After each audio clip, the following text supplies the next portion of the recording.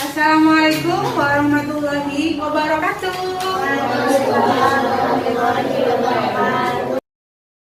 Belajar sambil melakukan ya. Belajar sambil melakukan ya. Kalau Sibi belajar sambil melakukan. Oke, sip, lanjut. Nah, apa yang dimaksud dengan pengalaman konkret? Konkret itu nyata ya,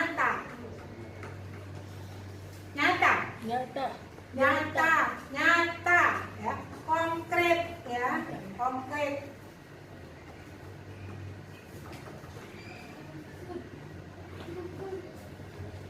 Ya, konkret atau nyata ya, jelas ya, ada bendanya, ada benda aslinya ya. Jadi kalau contoh anak tunanetra belajar tentang gajah ya, benda aslinya kadang sulit ya, karena apa? Gajah besar yang perabanya ya.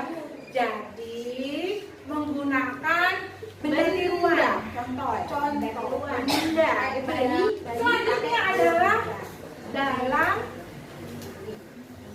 situasi nyata ya, atau nyata. Oke, sip ya.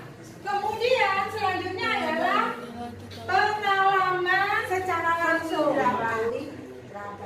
Mengamati, melihat ya, langsung bendanya. Contoh ini ya, nih diraba ya, diraba apa? Pohon. Ini pohon. Ini HP diraba. Oh, bentuknya seperti apa diraba? Paham?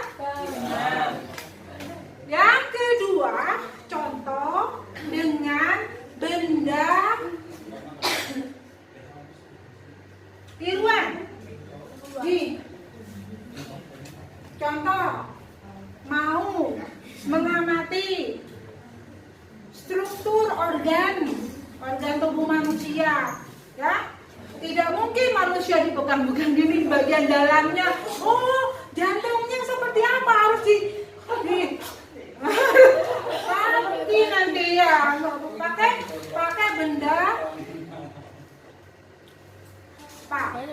tiruan. Contoh, benda contoh. Lanjut, ini ya, melakukan ya, melakukan. Nih. Ya, langsung, praktek langsung ya, paham? Lanjutnya bermain, peran,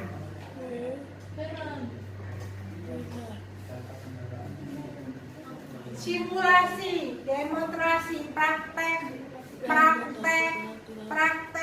ya, langsung ya. Ini ya, contoh belajar tentang bayi ya. Tidak mungkin bahwa bayinya sesungguhnya ya, nanti bayinya nangis minta gendong ya. Tapi bisa menggunakan benda apa? Tiruan. Contoh boneka. Nah, model bentuk pembelajaran itu ya, dengan meraba HP bentuknya seperti apa, diraba gini ya. Nah ya, lanjut. Nah, ini contoh membaca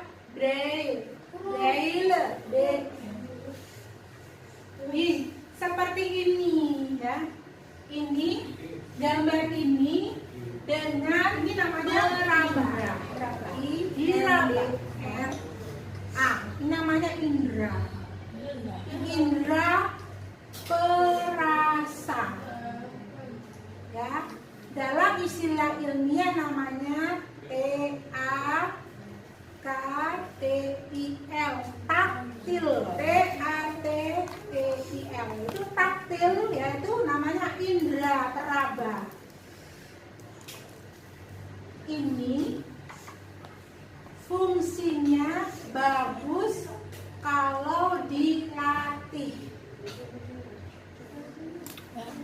Dilatih, harus dilatih ya, harus dilatih ya. Jadi untuk anak-anak atau mahasiswa tunanetra itu hebat loh ya. Mereka bisa merasa, bisa melihat dengan hati, bisa melihat dengan peraba. Hebat kan? Tepuk tangan dulu ya. Kalau kalian yang mahasiswa ini ya, tulis bisa bicara dengan apa? Bahasa isyarat, dengan tulisan ya, maka harus bersyukur. Jadi kalau untuk membaca braille, anak-anak yang ini buta total itu dengan apa? Ujung jari jemarinya. Ya, oke. Ini ya, fungsinya ini nih. Peka. Halus. Jari jemarinya ini bisa membaca. Jadi kalau anak-anak tunanetra yang low vision, ada sisa penglihatan, itu menggunakan dengan visual fixation ya. Jadi dengan tatapan mata. Contoh. Lihat. Pembaca harus, adik-adik mahasiswa harus paham ya. Kalau anak-anak tunanetra yang total itu menggunakan penuh dengan braille. Bahkan di ujung jarinya ini sangat peka sekali. Kalau orang awas itu bisa lihat. Kalau baca cepet ya. Ada kata-kata atau kalimat yang terlewatkan ya. Cepet. Tapi kalau pembaca braille harus pelan-pelan. Begitu ya Mas Ivan? Di teori ini disebutkan bahwa ya, pembaca yang awas itu lebih cepat dalam memahami ilmu pengetahuan ya, karena bisa ini ya, bacanya cepat. Tapi kalau orang-orang yang menggunakan ini braille terkadang sometimes ya, kadang masih ada kendala. Kalau di teori ini, bagi pembaca braille itu tidak melakukan hal yang sama ya dengan pembaca awas, karena dia harus menyusun satu persatu. Jadi tangan ada gerak jemari tangan, jari jemari tangan, lengan, itu harus berkoordinasi, harus kompak gitu ya. Tapi kalau pembaca awas cepat. Alat untuk menulis bagi mahasiswa yang tunanetra, ini namanya apa? Ini namanya STILUS. Tahu? Silus. Ini namanya REGLET. Model pembelajarannya ini berbasis indera perabaan. Nanti lanjut langsung praktek saja ini ya. Nah, oke, jadi ini harus sama dengan apa? Kurikulumnya. Ini masuk ke mata kuliah lain. Nah, jadi hanya tahu pembelajarannya, waktunya ya, tempatnya, alatnya, medianya gitu ya. Nanti ini cara global. Belajar secara detail di mata kuliah lainnya. Oke, paham? Kalau untuk anak tunanetra itu penting sekali perabaan. Kalau anak Baca. Oke, sip, lanjut. Kelemahan, ada kelemahan. Kelemahan dari indera perabaan itu apa? Lama. Waktunya itu lama. Betul ya, Mas ya? Ya, Bu. Lama. Kemudian juga sulit belajar tentang warna ya. Mungkin bagi yang ada sisa penglihatannya bisa lihat ini warna apa ya. Tapi untuk mahasiswa yang tunanetra total itu sulit membedakan warna. Yaitu misalnya contoh. Mengapa kita harus punya benda contoh atau tiruan ya? Karena apa?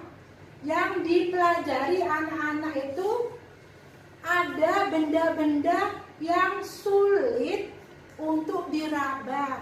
Contoh, bulan, matahari. Kan nggak mungkin raba matahari, panas ya. Bulan, bintang, karena apa? Jauh ya. Atau benda yang terlalu kecil ya. Contoh SERANGGA, serangga. Jadi kalau belajar dengan media ini ya Mas, dengan regla dan stilus juga harus hati-hati ya Mas ya. Iya. Karena nanti kalau ketindih tulisannya hilang Mas. Iya. Tapi tidak perlu penghapus ya Mas. Tidak perlu. Tidak perlu, nanti gini ya. Oke. Kemudian jadi terlalu lagi. Apa? Terlalu riskan.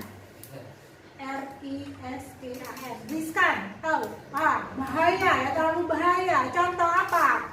Kaca. Bahaya. Nah, kalau untuk yang buta total kan bahaya ya, kena ini. Bahaya nggak Mas?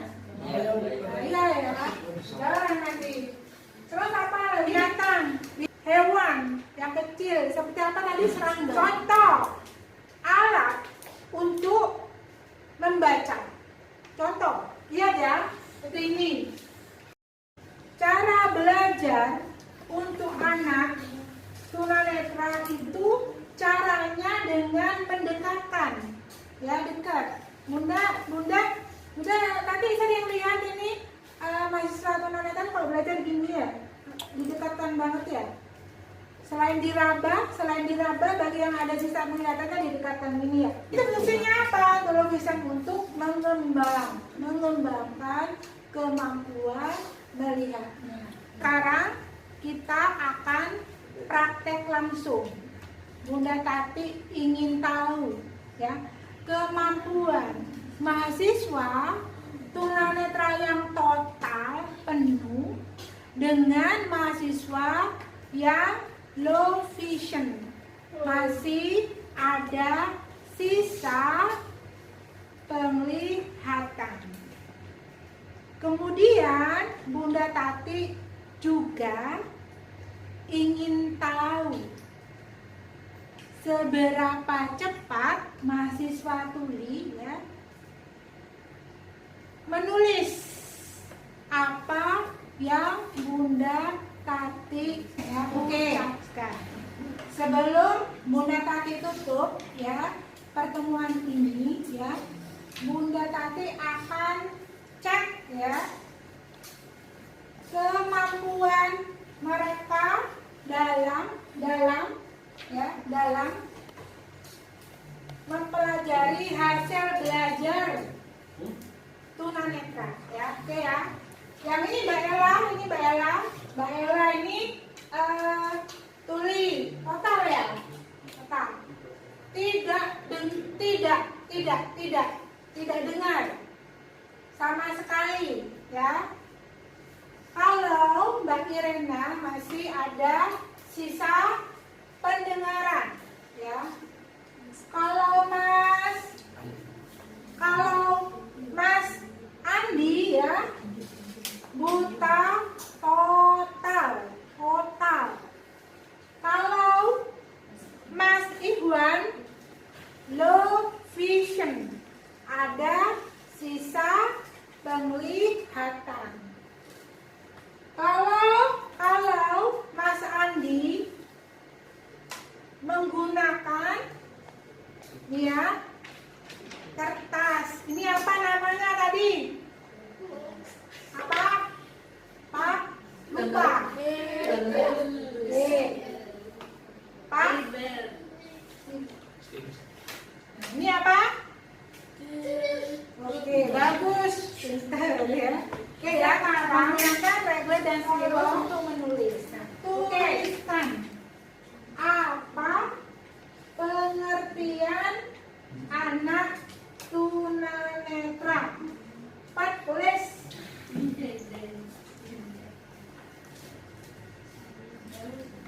Tolong tuliskan apa pengertian tentang anak tunanetra.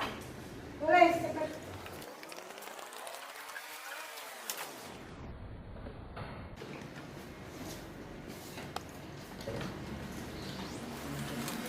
Ini hasil tulisan dari seseorang dikatakan tunanetra jika lantang pandangnya itu 200 atau sudutnya 20 pakai derajat, pakai perabaan.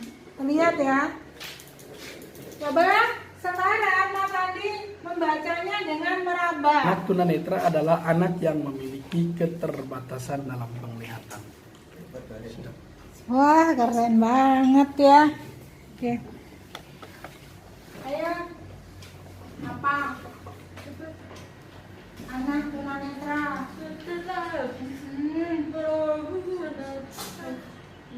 Bisa kan? Oke, jadi tunanetra itu ada sisa penglihatan dan low vision. Sisa penglihatan juga ada buta.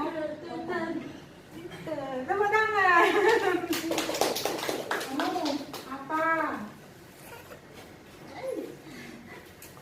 Ada. Bagaimana anak netra yang penyakit rasa kurang jelas melihat kegelapan? Oh, mungkin ini maksudnya anak tunanetra itu tidak bisa melihat gitu karena kan keterbatasan penglihatan gitu. Mungkin seperti itu. Oke. Jadi semuanya sudah paham ya? Caranya ya. Tolong adik-adik mahasiswa belajar lagi di rumah ya. Oke. Nah, cukup sekian dari Bunda Tati ya. Semoga adik-adik mahasiswa semuanya sukses. Amin. Dan semangat. Wassalamualaikum warahmatullahi wabarakatuh. Waalaikumsalam warahmatullahi wabarakatuh.